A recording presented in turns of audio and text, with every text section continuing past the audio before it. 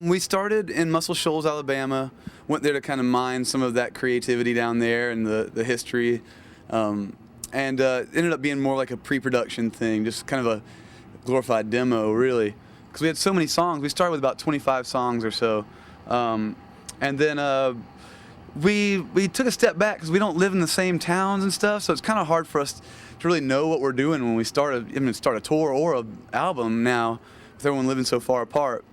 So we took a step back from it, and then went back to the familiar confines of Echo Mountain in Asheville, North Carolina, where we did Cease to Begin, and just took it slow, like a totally different approach from Cease to Begin, where we were kind of stretching it and trying to get it out fast, and working real quick and kind of stretching, 7 songs into 10. This process, took the exact opposite approach. Like, let's throw all these songs in there, kind of keep working them until we kind of figure out which ones are the shining stars, and we would do 2 weeks. We're funning ourselves. We'd do 2 weeks, go out, make a little money, come back and hit it, and it stretched over quite a long period of time, which was, I don't know, a refreshing process compared to what we had done before.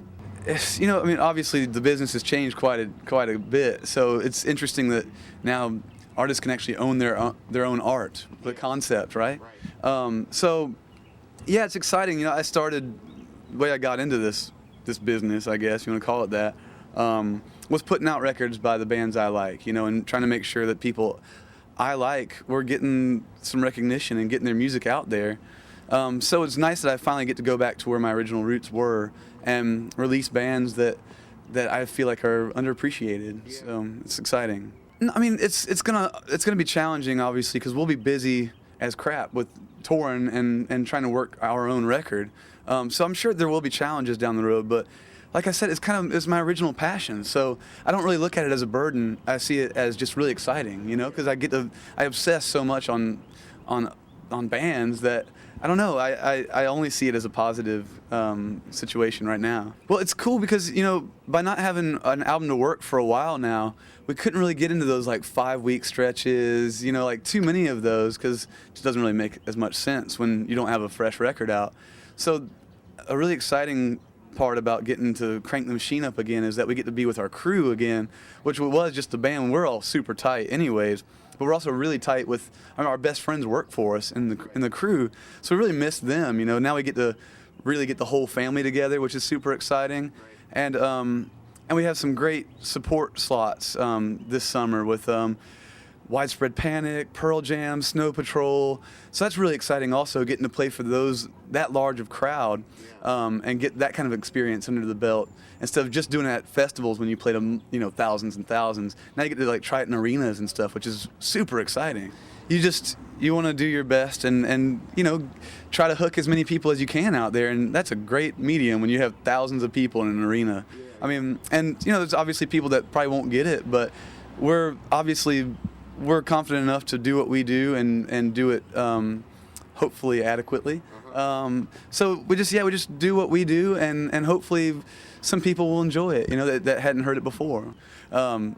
So that was a lie, but no, it's been a long process of a lot of rotating cast in this band, and the fact that we finally have a cohesive unit of people that just have to be in this band.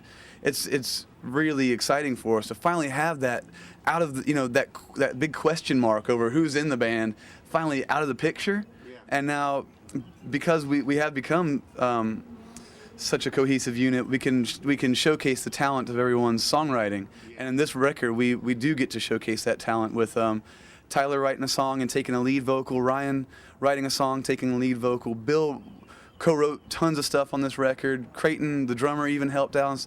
So it's, in a way, it's the first Band of Horses record. We're actually a band now. Right. So it's I guess the only way I've likened it today, because I now have to answer that question all the time for saying it's the first Band of Horses record. It just feels like a big rebirth, and just we're just excited to be showcasing this as the first record together. Totally. Yeah.